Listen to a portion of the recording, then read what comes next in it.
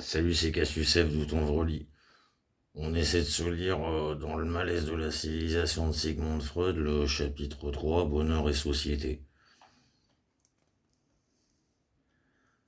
Notre exploration du bonheur ne nous a jusqu'ici pas appris grand-chose qui ne soit généralement connu. Même quand nous nous demandons pourquoi il est si difficile aux hommes d'être heureux, la perspective d'apprendre un élément nouveau ne semble guère plus grande. Nous avons déjà répondu à la question en citant les trois causes du malheur humain.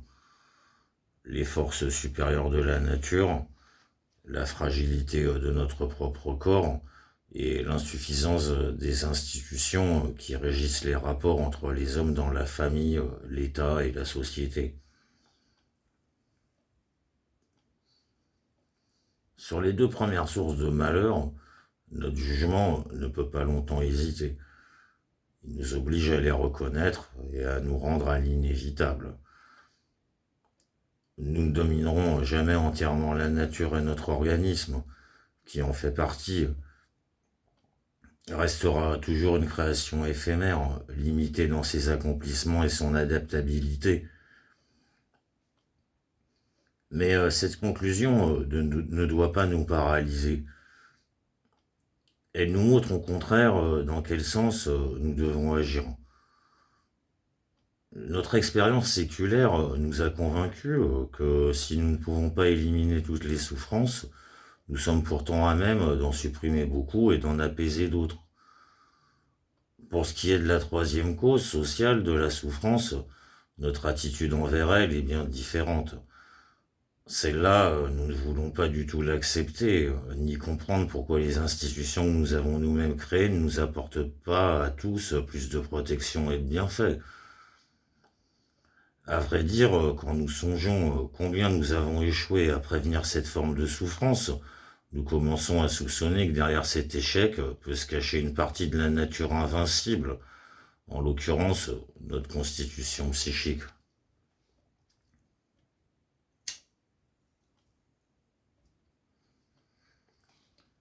Mais au moment d'aborder cette éventualité, nous tombons sur une affirmation qui est si étonnante que nous tenons à nous y arrêter. Pour elle, ce serait notre prétendue civilisation qui serait largement responsable de notre misère. Nous serions beaucoup plus heureux si nous y renoncions pour revenir à l'état primitif. Cette assertion, cette assertion me paraît étonnante, car quelle que soit la manière dont on puisse définir la civilisation, il est certain que tous les moyens dont nous usons pour tenter de nous protéger contre les diverses menaces de souffrance font justement partie de cette civilisation. Comment autant d'hommes en sont-ils arrivés à devenir si étrangement hostiles à la civilisation? À mon sens, une insatisfaction ancienne et profonde à l'endroit de chaque niveau de civilisation, à préparer le terrain sur lequel une condamnation, à préparer le terrain sur lequel une condamnation s'est dressée ensuite dans certaines circonstances historiques. De toutes ces circonstances, je crois distinguer la dernière et l'avant-dernière. Je ne suis pas assez savant pour pouvoir suivre assez loin leur enchaînement dans l'histoire de l'espèce humaine, mais cette hostilité envers la civilisation a déjà dû jouer un rôle dans la victoire du christianisme sur les religions païennes, car elle était très proche de la dévalorisation religieuse de la vie terrestre.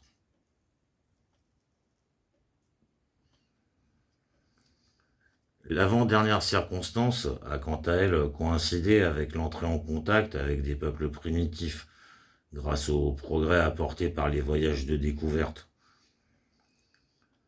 Du fait d'une observation lacunaire et d'une mauvaise compréhension de leurs us et coutumes, ces peuples ont paru mener, aux yeux des Européens, une vie heureuse et simple, aux besoins modestes, qui étaient impossibles à leurs visiteurs, inaccessibles à leurs visiteurs à la civilisation supérieure. L'expérience ultérieure a corrigé bien des jugements de ce type. Très souvent, on avait attribué à tort à l'absence d'exigences culturelles complexes une facilité de vie due à la générosité de la nature et à la satisfaction aisée des besoins majeurs. La dernière circonstance nous est particulièrement familière. Elle s'est présentée avec la découverte du mécanisme des névroses, qui menace de saper le peu de bonheur de l'homme civilisé. On a alors trouvé que l'homme est névrosé parce qu'il ne peut pas supporter la part de frustration que lui impose la société pour servir ses idéaux culturels. Et on en a déduit que si ces exigences étaient supprimées ou très diminuées, le bonheur pourra redevenir un Pardon, on a alors trouvé que l'homme est névrosé parce qu'il ne peut pas supporter la part de frustration que lui impose la société pour servir ses idéaux culturels.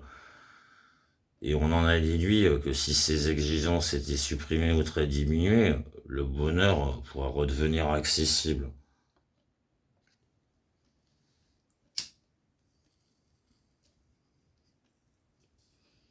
À cela vient s'ajouter une autre désillusion. Dans les dernières générations, les hommes ont fait des progrès exceptionnels dans les sciences et leurs applications techniques, en renforçant leur pouvoir sur la nature d'une manière inconcevable jusqu'alors. Les détails de ces progrès étant généralement connus, il n'est pas nécessaire de les énumérer. Les hommes sont fiers de ces conquêtes, et ce à juste titre. Mais ils croient avoir remarqué que cette nouvelle maîtrise de l'espace et du temps, cette soumission des forces de la nature, cet accomplissement d'un désir millénaire, n'augmente pas les satisfactions qu'ils attendent de la vie, ne les rendent pas plus heureux. Pour moi, on devrait se contenter d'en déduire que le pouvoir sur la nature n'est pas la seule condition du bonheur humain. Tout comme il n'est pas le seul des efforts de la civilisation, et non pas en conclure que les progrès techniques sont sans valeur dans notre économie de bonheur. Ainsi, j'ai envie d'objecter à cette assertion négative que le fait de pouvoir entendre aussi souvent que je veux la voix de l'enfant qui vit à des centaines de kilomètres de moi, ou de pouvoir apprendre peu après le débarquement d'un ami qu'il est arrivé à bon port après un long voyage, ne donne-t-il pas un plaisir effectif, un surcroît de bonheur flagrant? Est-il donc négligeable que la médecine ait réussi à réduire la mortalité des petits-enfants, le danger d'infection des parturientes, et à prolonger considérablement la longévité de l'homme civilisé? Et c'est bien fait que nous devons, à l'ère des progrès techniques et scientifiques tellement dénigrés, nous pouvons en citer beaucoup d'autres. J'entends s'élever la voix de la critique pessimiste pour me rappeler que la plupart de ces satisfactions sont de l'ordre du plaisir facile que vante une certaine anecdote.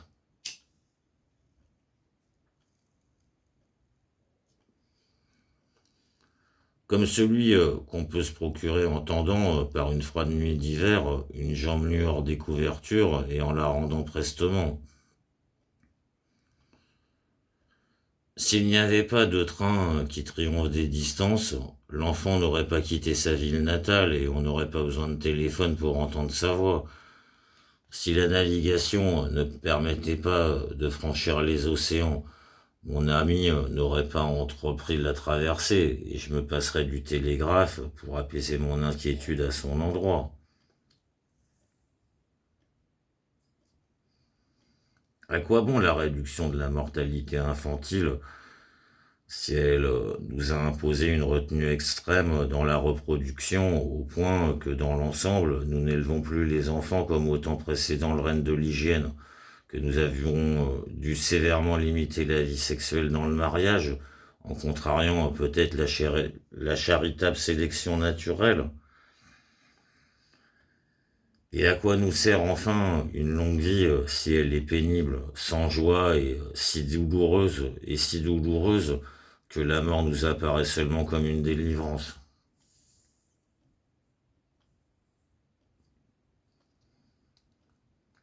Il semble certain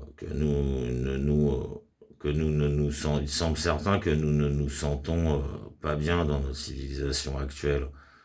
Mais il est très difficile de juger si et dans quelle mesure les hommes des époques antérieures sont sentis heureux et en quoi leur niveau d'évolution a pu y prendre part.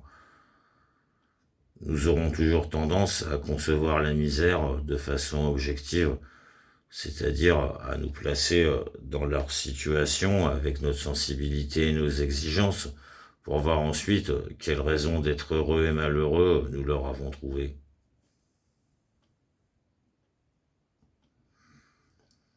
Ce mode de réflexion, qui nous semble objectif parce qu'il tient compte des variations de la sensibilité subjective, est bien sûr le plus subjectif possible, parce qu'il substitue nos propres états psychiques à d'autres qui nous sont inconnus.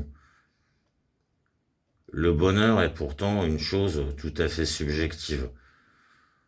De plus, certaines situations nous effraient tellement, celles des galériens de l'Antiquité, des paysans de la guerre de 30 ans, des victimes de la Sainte Inquisition, ou des juifs menacés de pogrom, qu'il nous est impossible de nous mettre à la place de ces gens et de deviner les changements qu'ont opérés dans la sensibilité au plaisir et au déplaisir, l'hébétement initial, l'abrutissement progressif, l'abandon des espoirs, et enfin les divers modes d'anesthésie, des plus grossiers aux plus subtils.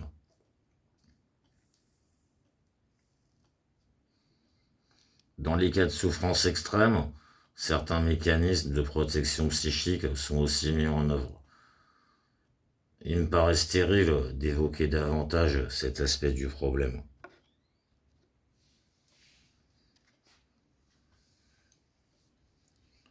Le moment est venu de nous occuper de l'essence de cette civilisation, dont l'aptitude à nous rendre heureux est mise en doute.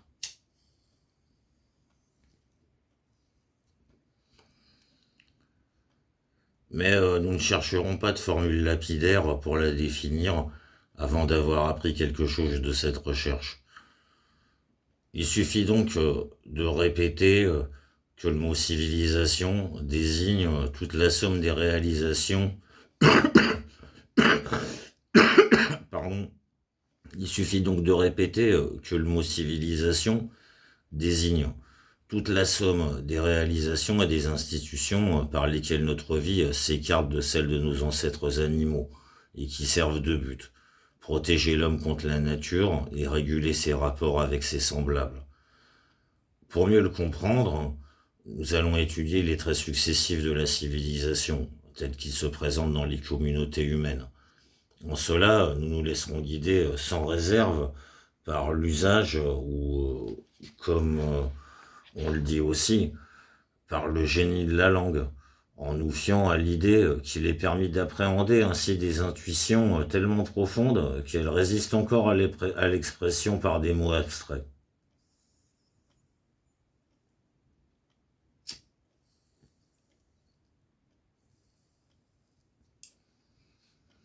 L'entrée en matière est facile.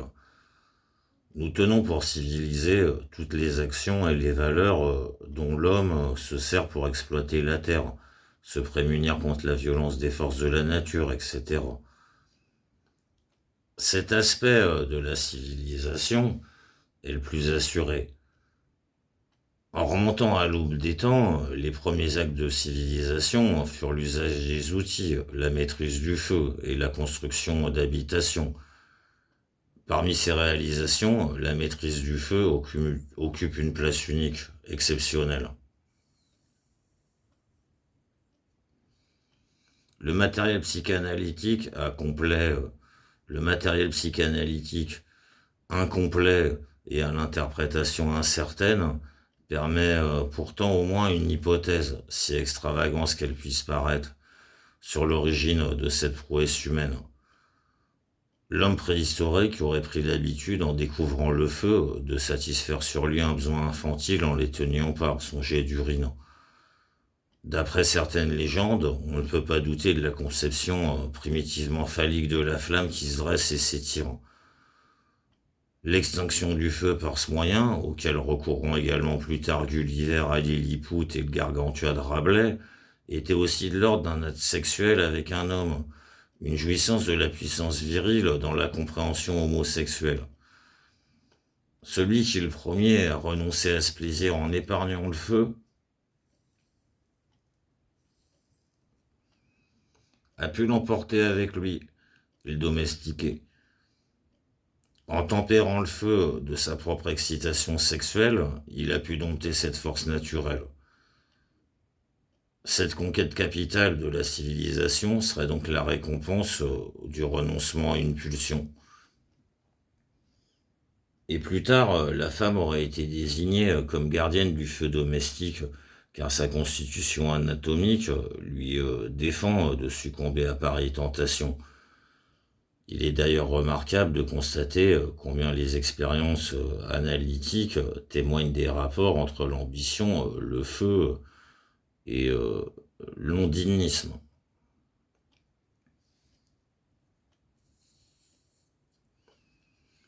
Parmi ces réalisations, la maîtrise du feu occupe une place unique, exceptionnelle. Et les autres ont permis à l'homme d'ouvrir des voies qu'il a toujours suivies depuis, poussé par une motivation aisément compréhensible. Grâce à tous ces outils, l'homme parfait ses organes, tant moteurs que sensoriels, ou bien il repousse les limites de leur action. Les moteurs mettent à sa disposition des forces gigantesques qu'il peut, à l'image de ses muscles, envoyer dans toutes les directions.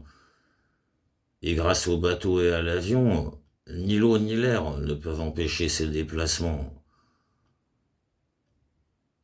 À l'aide des lunettes, il corrige le défaut oculaire de son cristallin.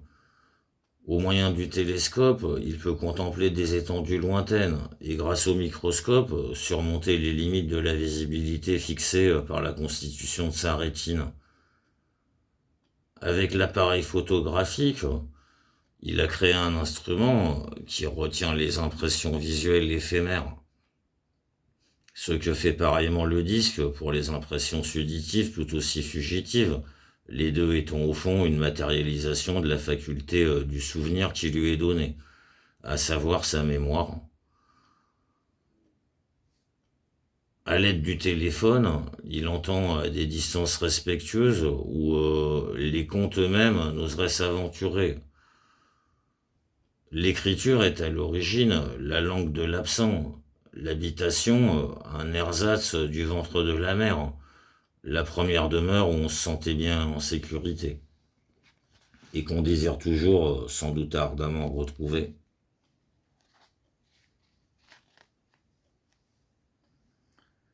Tout ce que l'homme a fabriqué grâce à ses sciences et techniques sur la Terre, où il n'était au départ qu'une faible créature animale, et où chaque membre de son espèce doit entrer et où chaque membre de son espèce doit au nouveau entrer sous la forme d'un bébé désarmé, ne ressemble pas seulement à un conte de fées. C'est la pure réalisation de tous les souhaits exprimés dans les contes, non de la majorité. Tous ces acquis, il peut les considérer comme un gain de civilisation. Depuis longtemps, l'homme s'est construit une image idéale d'omnipotence et d'omniscience dont ses dieux étaient l'incarnation. Jadis, il attribuait à ces divinités tout ce qu'il jugeait inaccessible à ses désirs ou qui lui était interdit. On peut dire aussi que ces êtres divins étaient des idéaux de civilisation. À présent, il s'est beaucoup rapproché de cet idéal. Lui-même est devenu presque un dieu. Bien sûr, seulement dans la mesure où les hommes peuvent atteindre leurs idéaux de manière imparfaite, pas du tout dans certains domaines et juste un peu dans d'autres. L'homme est devenu, pour ainsi dire, une sorte de dieu prophétique, certes grandiose quand il revêt tous ses organes auxiliaires, mais ses accessoires n'ont pas grandi avec lui et lui donnent encore parfois bien du mal. Il a d'ailleurs le droit de se consoler à l'idée que cette évolution ne prendra pas fin juste en 1930, Des époques lointaines apporteront de nouveaux progrès, sans doute une ampleur inimaginable, sans doute d'une ampleur inimaginable, de nouveaux progrès sans doute d'une ampleur inimaginable. Dans ce domaine de la civilisation, qui viendra encore renforcer ce parallèle avec le divin. Mais dans l'intérêt de notre étude, nous ne devons pas oublier que l'homme actuel ne se sent pas heureux dans sa ressemblance avec Dieu. Nous reconnaissons par conséquent qu'un pays jouit d'un haut niveau de civilisation, quand tout ce qui sert à l'exploitation de la terre et à la protection des hommes contre les forces naturelles, bref, à ce qui leur est utile, est bien assuré. Dans ce pays, les rivières qui menacent de déborder voient leur cours régulé et leurs eaux canalisées vers les points qui en manquent. La terre est cultivée avec soin, plantée de végétaux adaptés à ces sols. Les richesses minérales sont soigneusement extraites et employées à la fabrication des outils et des instruments nécessaires. Les moyens de transport sont abondants, sûrs et rapides. Les bêtes sauvages et dangereuses éliminées. Et l'élevage des animaux domestiques s'épanouit.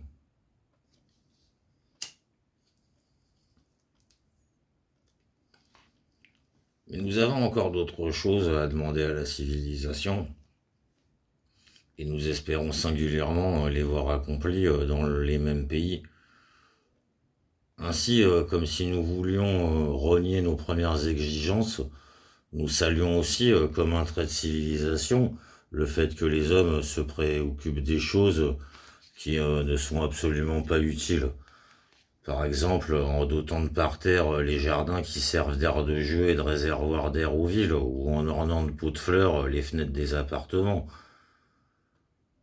Or, nous ne tardons pas à remarquer que ce superflu que nous souhaitons voir apprécié par la civilisation n'est autre que la beauté. Nous voulons que l'homme civilisé admire le beau quand il le rencontre dans la nature et le transpose dans des objets dans la mesure où le travail de ses mains le permet. Mais nos exigences de civilisation sont loin de s'arrêter là. Nous demandons aussi à avoir la marque de l'ordre et de la propreté. Nous considérons comme grossière une petite ville anglaise du temps de Shakespeare quand nous lisons qu'un grand tas de fumier s'élevait à Stratford devant la maison de son père. Nous sommes indignés et crions à la barbarie, le contraire de la civilisation, quand nous trouvons les sentiers de Wienerwald jonchés de papier. Collines autour de Vienne qui abritent de nombreuses forêts et de multiples chemins de randonnée. Toute forme de saleté nous semble incompatible avec la civilisation. De plus, nous étendons au corps humain cette exigence de propreté. Nous sommes étonnés d'apprendre que le roi Soleil exhalait généralement une odeur fétide et secouant de la tête quand à Isola Bella on nous montre la cuvette minuscule qui servait à Napoléon pour sa toilette matinale. Qui plus est, nous ne sommes pas surpris qu'on puisse voir dans l'usage du savon. Qui plus est, nous ne sommes pas surpris qu'on puisse voir dans l'usage du savon un indice patent de civilisation. Il en va même pour l'ordre qui, comme la propreté, affecte toutes les actions des hommes. Mais si on ne peut pas s'attendre à voir la propreté dans la nature, l'ordre en est beaucoup plus inspiré. L'observation des grandes constantes astronomiques a donné à l'homme non seulement le modèle, mais aussi les premiers points de repère à l'introduction de l'ordre dans sa vie. L'ordre est une sorte de contrainte répétitive qui décide quand, où et comment une chose doit toujours être faite de la même façon, de sorte que dans chaque cas identique, on s'épargne bien des hésitations. Ces bienfaits sont indéniables, car il permet à l'homme d'utiliser au mieux le temps et l'espace tout en ménageant ses forces psychiques. On sera en droit d'escompter qu'il s'impose dès le départ et sans contrainte dans les actions humaines, et on peut s'étonner qu'il n'en soit rien, que l'homme montre au contraire un penchant naturel pour le laisser aller, le dérèglement et la négligence dans son travail, et qu'ils doivent être péniblement éduqués à imiter les modèles célestes. La beauté, l'ordre et la propreté occupent à l'évidence une place particulière parmi les exigences de la civilisation. Personne ne leur prêterait un rôle aussi vital que la domination des forces naturelles et d'autres facteurs qu'il nous reste encore à connaître. Et pourtant, nul ne les reléguerait au rang des choses insignifiantes. Le fait que la civilisation ne se soucie pas seulement de l'utilité nous est déjà montré par l'exemple de la beauté, que nous ne voudrions pas écarter des intérêts des sociétés civilisées. L'ordre possède, pour sa part, une utilité. L'ordre possède, l'ordre,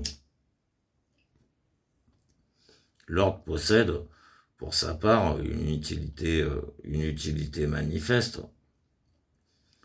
Quant à la propreté, on ne doit pas oublier qu'elle est aussi réclamée par l'hygiène, et on peut soupçonner que cet aspect ne nous était pas complètement étranger, même avant l'ère de la prophylaxie. Toutefois, l'utilité n'explique pas entièrement cette tendance. Il doit y avoir encore autre chose en jeu.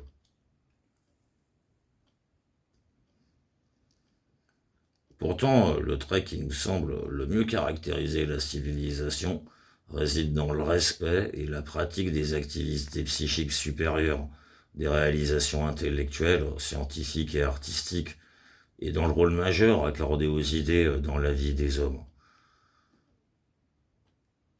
Parmi ces idées figurent tout d'abord les systèmes religieux, dont j'ai essayé de montrer ailleurs la structure complexe. Puis viennent les spéculations philosophiques, et enfin ce qu'on peut appeler les idéaux des hommes, leur conception d'une perfection possible de l'individu, du peuple, de toute l'humanité, et les exigences qui en découlent. Le fait que ces créations ne soient pas indépendantes les unes des autres, mais au contraire étroitement liées, complique autant leur représentation que l'isolation de leur mobile psychologique. Si nous supposons généralement que l'aspiration aux deux buts convergents que sont le plaisir et l'utilité constitue le moteur de toutes les actions humaines, nous devons admettre qu'il en va de même pour les expressions de la civilisation mentionnées ici, bien que cela ne soit clairement visible que dans l'activité artistique et scientifique. Mais on ne peut pas douter que les autres correspondent aussi à de puissants besoins des hommes, peut-être à ceux qui ne sont développés que par une minorité. Il ne faut pas non plus se laisser tromper par des jugements de valeur sur certains de ces idéaux et systèmes religieux ou philosophiques, que l'on voit en eux le plus grand accomplissement de l'esprit humain ou des aberrations. Il faut reconnaître que leur présence et surtout leur prédominance est un signe d'apogée de la civilisation.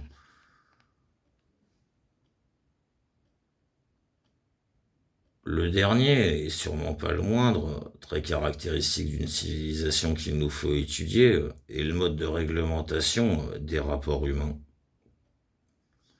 Les relations sociales qui lient les hommes en tant qu'aides, voisins, objets sexuels, membres d'une famille ou d'un État. Il est ici particulièrement difficile de se défendre contre certaines exigences d'idéal quand on veut faire la part de ce qui tient réellement à la civilisation.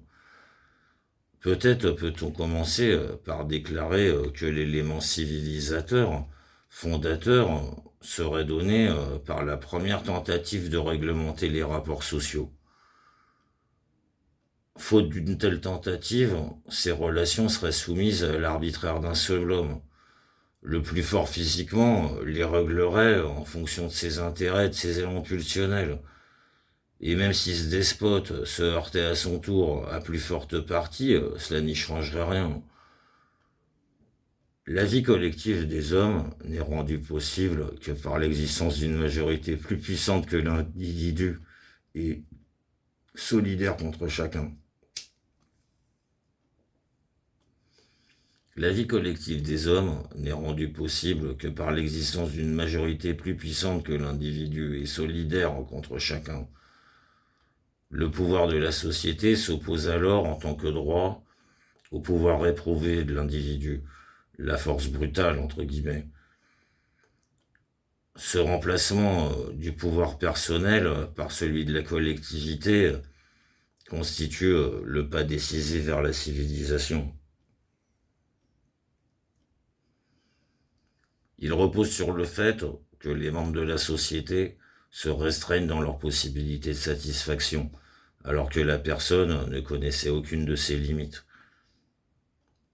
L'exigence suivante de la civilisation est donc celle de la justice, la garantie que l'ordre juridique désormais établi ne soit pas à nouveau brisé au profit d'un tyran. On ne se prononcera pas ici sur la valeur éthique d'un tel droit. Apparemment, le mode ultérieur de développement de la civilisation tend à ce que ce droit n'exprime plus la volonté d'une petite société, caste, couche de la population ou tribu, qui se conduirait elle-même comme un despote envers d'autres micro-sociétés, et peut-être des groupes sociaux plus étendus. Au terme de cette évolution, doit s'imposer un droit auquel tous, du moins ceux qui sont aptes à vivre en société, ont contribué en sacrifiant leurs pulsions, et que nul, sauf à nouveau les asociaux, ne laissera en proie à la force brutale. La liberté individuelle n'est pas un bien de la civilisation. Elle y a préexisté sous la forme la plus grande, et pourtant, à l'époque, elle était généralement sans valeur, car l'individu n'était guère en mesure de la défendre. Avec le développement de la civilisation, la liberté individuelle a subi des restrictions qui, d'après les exigences de la justice, ne doivent épargner personne. La soif de liberté qui bouillonne dans une société humaine peut être une révolte contre une injustice établie, et donc favoriser une évolution nouvelle de la civilisation conciliable avec elle. Mais cette soif peut aussi émaner du reste de la personnalité primitive, indomptée par la civilisation, et devenir le fondement de l'hostilité envers elle, en se tournant contre certaines formes et exigences de la civilisation, ou bien contre celle-ci dans son ensemble. Il paraît impossible d'amener l'homme, par une influence quelconque, à changer sa nature comme celle d'un termite. Il défendra toujours son besoin de liberté individuelle contre la volonté de la masse. Une bonne partie de la lutte de l'humanité tourne autour de la tâche de trouver un compromis acceptable, c'est-à-dire qui permette le bonheur. Une bonne partie de la lutte de l'humanité tourne autour de la tâche de trouver un compromis acceptable entre ses prétentions individuelles et les exigences collectives. Un des problèmes du sort de l'homme est de savoir si ce compromis est accessible par une certaine organisation de la civilisation ou si les besoins personnels et sociaux sont incompatibles. Quand nous avons laissé le sentiment commun nous dire quels traits de la vie des hommes doivent être qualifiés de civilisés, nous avons eu une nette impression d'une vue d'ensemble de la civilisation. Mais jusqu'ici, nous n'avons rien appris qui ne soit pas généralement connu. Pourtant, nous nous sommes gardés de souscrire au préjugé qui veut que la civilisation soit synonyme de perfectionnement et permette d'accéder à la perfection à laquelle l'être humain est prédestiné. Mais à présent, une idée s'impose à nous qui mène peut-être dans une autre voie. L'évolution de la civilisation nous apparaît comme un processus singulier qui dépasse l'humanité et dont bien des traits nous semblent familiers. Ce processus peut se caractériser par les transformations qu'il apporte aux tendances connues des pulsions humaines, dont la satisfaction est la tâche économique de notre vie. Certaines de ces pulsions se tarissent à quel point qu'autre chose se présente à leur place, que nous désignons chez l'individu sous le nom de propriété du caractère. L'exemple le plus remarquable de ce phénomène, nous l'avons trouvé dans l'érotisme anal des enfants. Note voir Sigmund Freud, caractère et érotisme anal, dans Névrose, Psychose et Perversion, et les nombreux articles d'Ernest Jones. Par exemple, trait de caractère se rattachant à l'érotisme anal, 1919. Leur intérêt initial pour la fonction excrétrice, pour ses produits et ses organes, change avec le développement pour entrer dans le groupe des qualités telles que l'économie, le sens de l'ordre et la propreté, qui tout en étant bienvenus et utiles en soi, peuvent aller jusqu'à prédominer de façon frappante pour donner ce qu'on appelle le caractère anal. Nous ignorons comment cela se passe, mais la justesse de cette idée est indéniable. Or, nous avons trouvé que l'ordre et la propreté sont des exigences importantes de la civilisation, bien que leur nécessité vitale ne soit pas évidente, pas plus que leur caractère de source du plaisir. Dès lors, l'analogie du processus de civilisation avec le développement de la libido individuelle devait s'imposer à nous.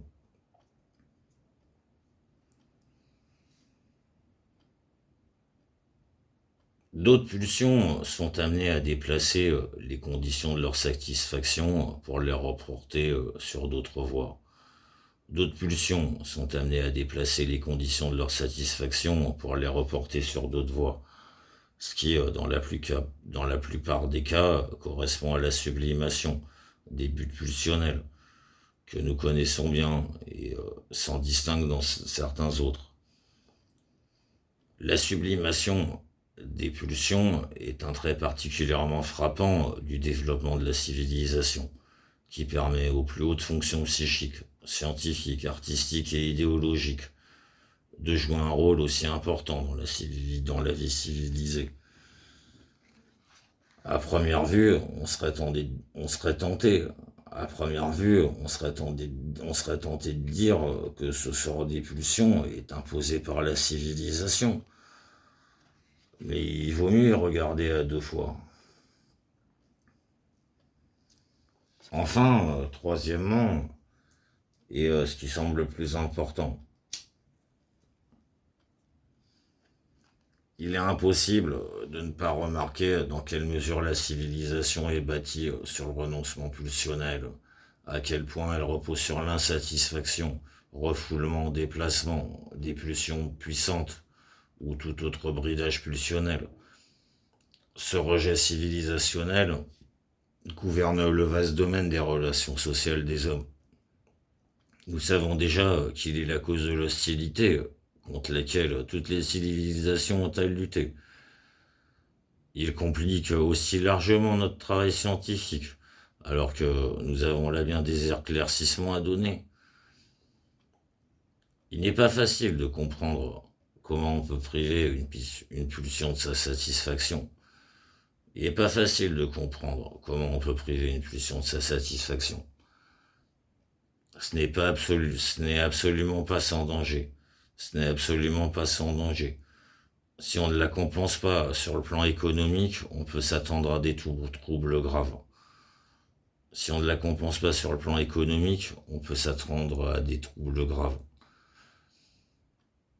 Mais si nous voulons savoir quelle valeur peut avoir notre conception du développement de la civilisation, mais si nous voulons savoir quelle valeur peut avoir notre conception du développement de la civilisation en tant que processus particulier, comparable à la maturation normale de l'individu, nous devons manifestement nous attaquer à un autre problème, nous demander à quelles influences le développement de la civilisation doit son origine, comment il s'est formé et par quoi son cours a été déterminé.